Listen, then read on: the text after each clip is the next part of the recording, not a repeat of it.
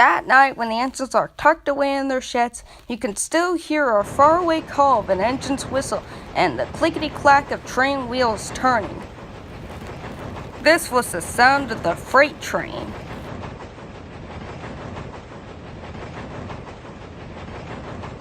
One train is pulled by James and the other by Edward.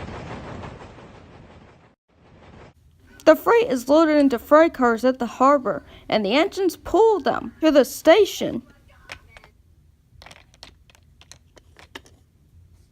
And the engines deliver their precious loads. On a clear night, a big shiny moon brightens their journey. But often James and Edward cannot see the stars. But one night, Edward was waiting at the junction. The main line train was late. At last, Merlin arrived. "Sorry," said Merlin. "The boats delivering the freight were delayed." "Come on, Edward," says Trevor. "Let's make up for lost time." Edward puffed off as quick as he could. The sun was already rising as he finished his work. "Never mind," thought Edward. "It's nice to be up and about when to start to a brand new day, and nobody's around." But Edward wasn't alone for long. George the steamroller went in. "Oh no, it's the stuck-up George again," said Edward crossly.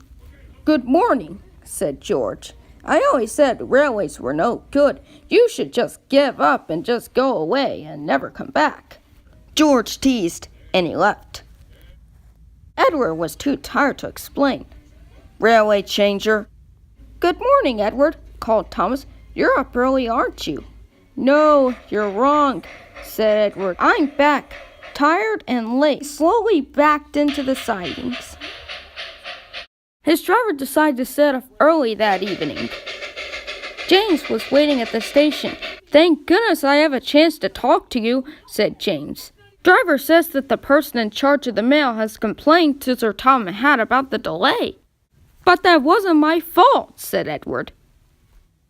"I know, but the mail person wouldn't listen. Tonight we ought to be as quicker than ever before." Engines were just leaving as they heard a familiar steamroller. "Ah, I say, there's news flying about." "Where?" said Edward crossly. "All over the place," said George. "They're going to scrap the freight train and use me instead." That night, everything ran like clockwork. James and Edward puffed through the stations, making great time.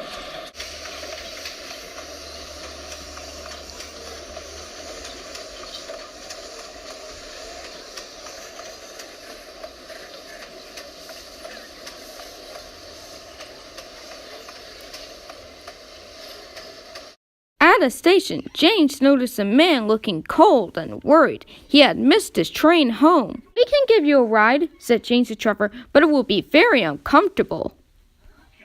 "Thank you," said the man. "That's really nice and kind of you."